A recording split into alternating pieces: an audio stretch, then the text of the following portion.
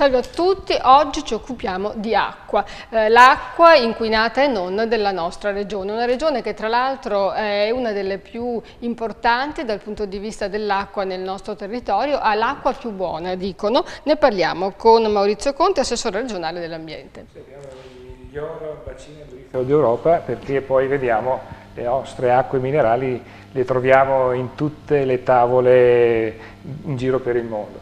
Quindi significa che abbiamo quel petrolio bianco, come viene detto, che dobbiamo conservare, perché poi è proprio nella qualità e nella gestione della quantità che dobbiamo fare la differenza.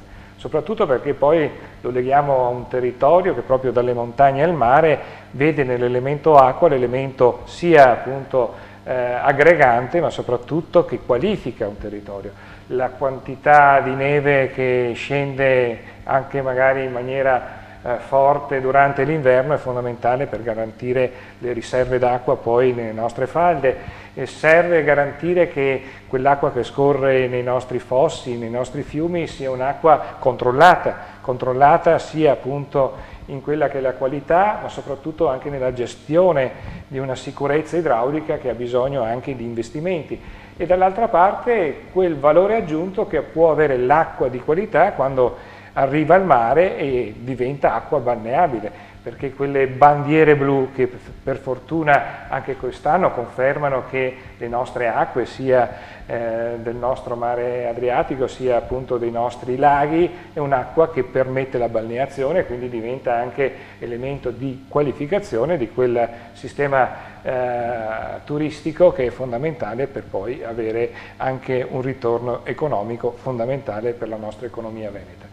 Quindi un'acqua che ha bisogno di investimenti. Abbiamo un piano di tutela delle acque, quindi è questo anche il valore che la Regione ha voluto dare proprio a livello di pianificazione, di normativa, per garantire che l'acqua sia tutelata in tutti i suoi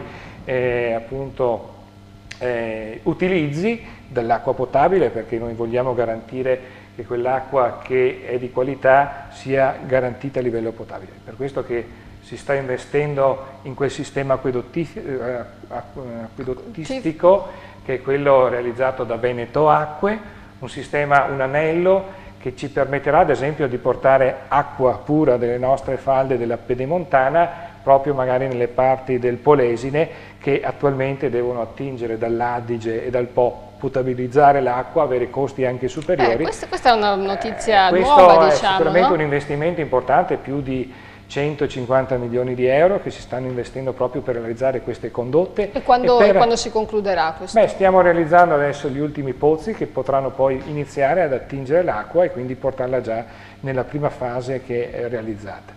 Quindi sono sicuramente investimenti importanti, ma che servono a un Veneto che appunto, essendo legato soprattutto a un mondo di imprese, produttivo, deve guardare però anche alla qualità delle acque. Quindi anche il controllo delle emissioni, degli scarichi di molte imprese, grazie anche alle attività di ARPA, perché dobbiamo ricordare la nostra agenzia operativa di monitoraggio, di prevenzione. Abbiamo avuto purtroppo anche ultimamente dei forti inquinamenti delle falde nella zona del Vicentino, dovute a certe imprese, ditte che hanno scaricato in maniera incontrollata inquinanti.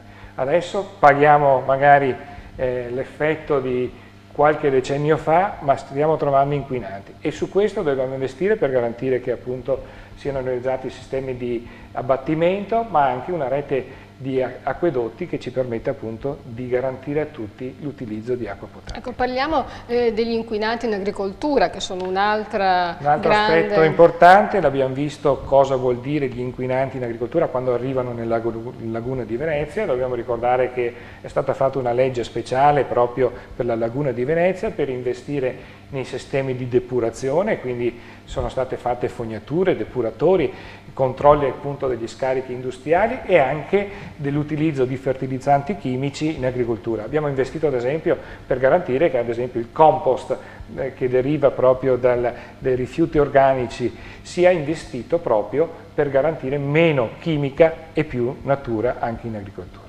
Grazie Fabrizio Conte, si conclude qui questo nostro excursus sui problemi dell'ambiente della Regione Veneto. Speriamo di avervi fatto compagnia in quest'estate un po' strana, dove ci sono dei momenti di bombe d'acqua mostruose e dei momenti invece di siccità, e speriamo bene che ci attenda un autunno e un inverno molto più gradevoli di quello che è capitato nello scorso anno. Grazie Maurizio Conte.